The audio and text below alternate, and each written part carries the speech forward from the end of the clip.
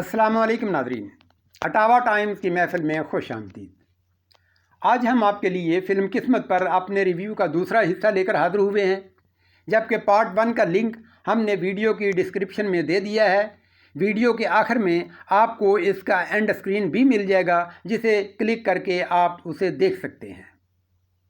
جن دوستوں نے اس ویڈیو کا پارٹ 1 دیکھا ہے، یقیناً ان کے ذہن میں وہ سبھی سوال ہوں گے جن کا ہم نے اس ویڈیو کے آخر میں انہیں بتایا تھا۔ آج ہم آپ کو ان تمام سوالوں کے جواب دیں گے، لیکن اس سے پہلے جن ویورز نے ابھی تک چینل کو سبسکرائب نہیں کیا وہ بھی کر لیجئے اور بیل آئیکن بھی ضرور پریس کیجئے کہ اسی سے ہماری ویڈیوز کا نوٹیفیکیشن آپ کو بر وقت مل سکتا ہے۔ اور پلیز ویڈیو اچھی لگے تو اسے لائک اور اپنے دوستوں کو شیئر بھی ضرور کیجئے۔ شکریہ۔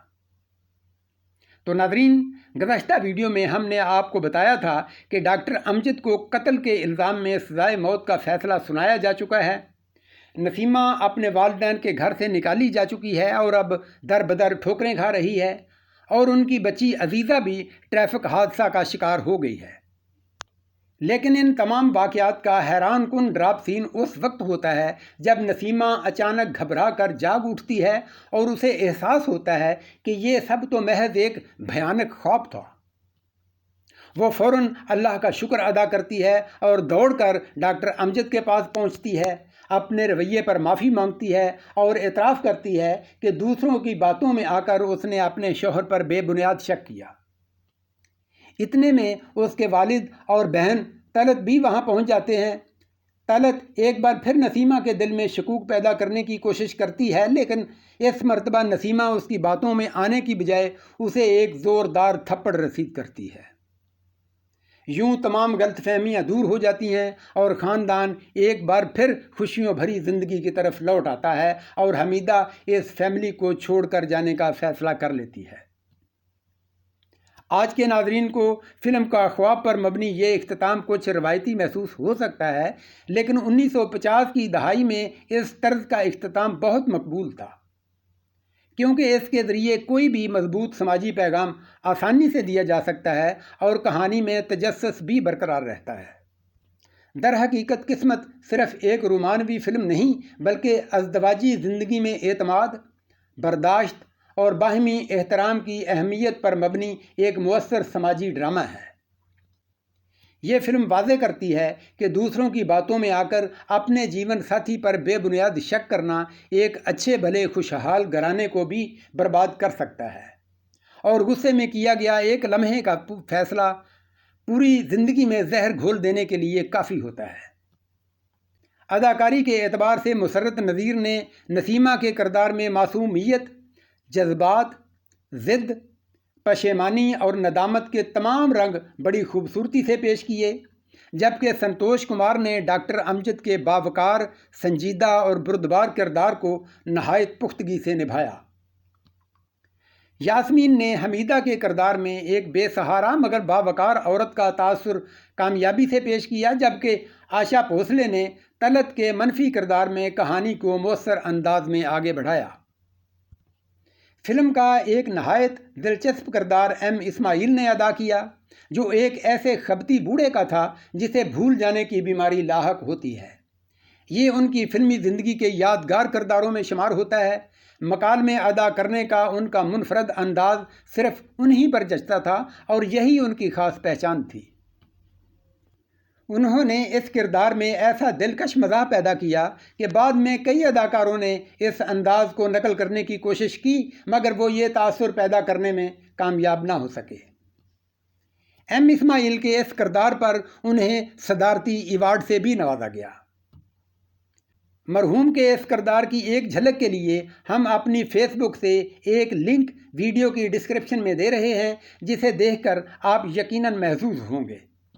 یہ لنک یوٹیوب سے دینے پر کاپی رائٹ کا مسئلہ ہو سکتا تھا، اس لیے ہم نے اس کے لیے اپنا فیس بک پلیٹ فارم استعمال کیا۔ ہدایت کار نذیر اجمیری نے فلم کو سادہ مگر مؤثر انداز میں پیش کیا۔ غیر ضروری ایکشن یا مصنوعی ڈرامائیت کی بجائے کہانی، کرداروں کے جذبات اور خاندانی تعلقات کو زیادہ اہمیت دی۔ یہی وجہ ہے کہ قسمت آج بھی ان کے کامیاب ترین کاموں میں شمار ہوتی ہے۔ فلم کا ایک اور نمایاں پہلو اس کی موسیقی ہے۔ موسیقار فیروز نظامی نے فلم کے جذباتی اور سنجیدہ ماحول کے مطابق نہایت دلنشیں دھنیں ترتیب دیں، جنہوں نے کہانی کے اثر کو مزید گہرا کر دیا۔ دلچسپ بات یہ ہے کہ اس فلم کا ابتدائی نام نسیمہ تھا، لیکن ریلیز سے قبل اسے تبدیل کر کے قسمت کر دیا گیا، جبکہ بھارت میں یہی فلم طلاق کے نام سے نمائش کے لیے پیش کی گئی اور وہاں بھی خوب بزنس کیا۔ اس فلم میں کل 11 گیت شامل ہیں۔ آئیے آپ کو ان کی مختصر جھلکیاں دکھاتے ہیں۔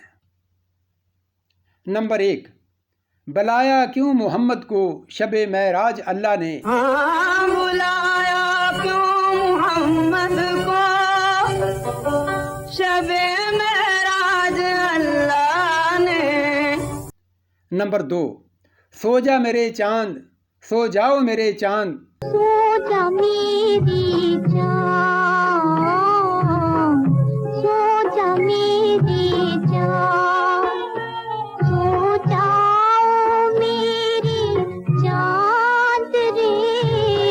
نمبر 3، سو جا میرے چاند، سو جاؤ میرے چاند رے، سو جا میرے چاند، سو جا میرے چاند، سو جاؤ میرے چاند رے۔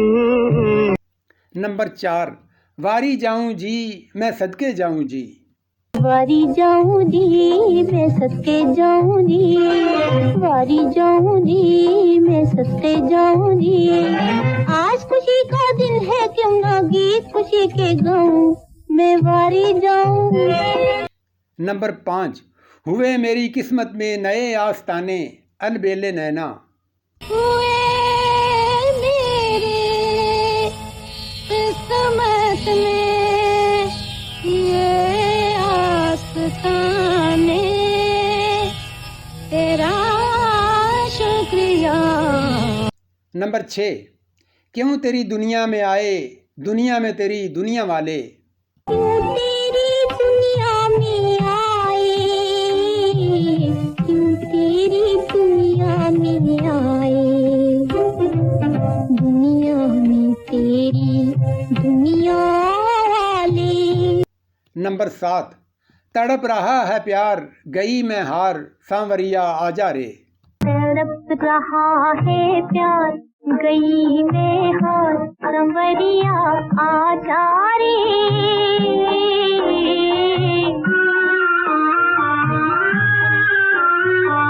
نمبر 8، کسی سے جب نصیبوں کے ستارے روٹھ جاتے ہیں، کسی سے جب نصیبوں کے ستارے روٹھ جاتے ہیں، بدل جاتی ہے سب دنیا۔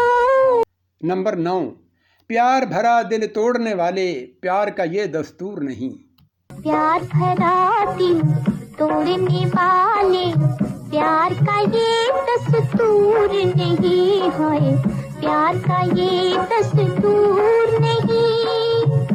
نمبر 10، اے خدائے پاک اے پروردگار، اے خدائے پاک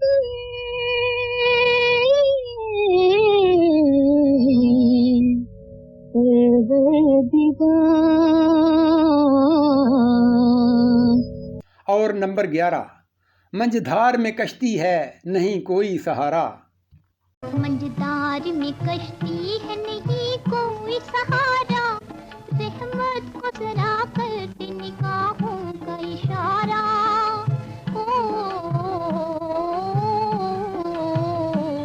ان کے علاوہ فلم میں ایک 12واں گیت یہ سہانا سما آئے گا پھر کہاں بھی شامل تھا، جسے لیلا ارجمند بانو نے گایا، لیکن یہ گیت اب یوٹیوب پر موجود فلم میں شامل نہیں اور اس کی کوئی آڈیو یا ویڈیو بھی میسر نہیں ہو سکی۔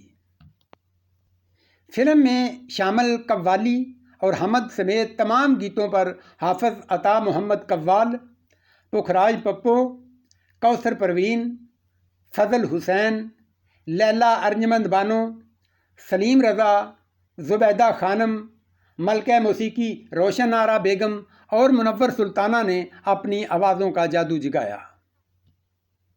یہ فلم 16 مارچ 1956 کو پنجاب اور سندھ میں ایک ساتھ ریلیز کی گئی۔ لاہور میں اس کی نمائش پیلس اور ریگل سینما پر بیک وقت ہوئی، جہاں اس نے مجموعی طور پر 13 ہفتے بزنس کیا۔